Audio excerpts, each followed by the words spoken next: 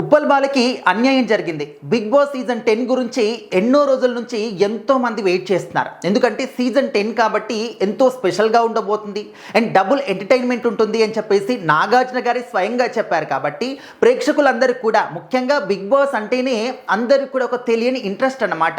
అంటే సెలబ్రిటీస్ వస్తారు, వాళ్ళు రియల్ లైఫ్లో ఏ విధంగా ఉంటారు, ఏ విధంగా మాట్లాడుకుంటారు, దట్టు ఫోన్ లేకుండా, టీవీ లేకుండా, ఇంటర్నెట్ లేకుండా, ఆఖరికి టైం ఎంత అవుతుంది అది కూడా తెలియకుండా ఒక 100 రోజుల పాటు ఒకే ఇంట్లో అందరూ కలిసి ఏ విధంగా ఉంటారో అని దాని గురించి తెలుసుకోవడానికి ఎక్కువగా క్యూరియాసిటీ చూపించడం కానీ, ఇంట్రెస్ట్ చూపించడం కానీ, సో ఈ విధంగా అందరూ కూడా బిగ్ బాస్ షోకి మాత్రం చాలా అడిక్ట్ అయిన వాళ్ళు ఉంటారనమాట.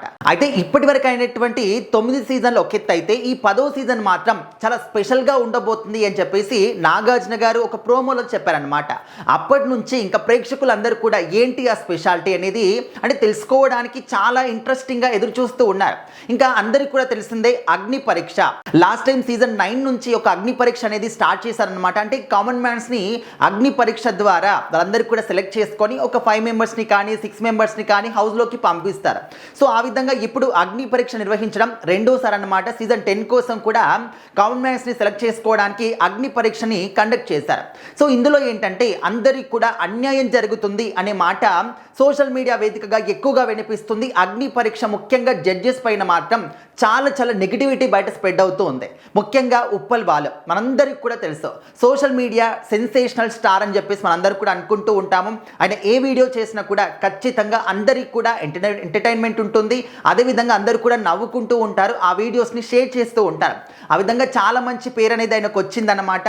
ఒక కామెడియన్గా చాలా మంది కూడా ఆయన ఆదరిస్తూ ఉంటారు. సో మరి ఆయన కూడా అగ్ని పరీక్షకు వెళ్ళాడు. దాదాపు 70,000 మంది నుంచి సెలెక్ట్ అవుతూ అన్నిటి కూడా సెలెక్ట్ అవుతూ ఆఖరికి అగ్ని పరీక్షలోకి ఎంట్రీ అయిన తర్వాత మరి ఆయన సోషల్ మీడియాలో ఒక వీడియో పోస్ట్ చేస్తారు. అందులో ఏంటంటే అసలు వాళ్ళు జడ్జెసేనా, అక్కడ పిలిచి మరి నన్ను అవమానించారు, ఈ పాపం ఊరికే పోదు, ఖచ్చితంగా మీకు అందరికి కూడా తగులుతుంది అని చెప్పేసి బిగ్ బాస్ షో మొత్తానికి ముఖ్యంగా నవదీప్ గారికి మాత్రం ఒక శాపం కూడా పెట్టారు.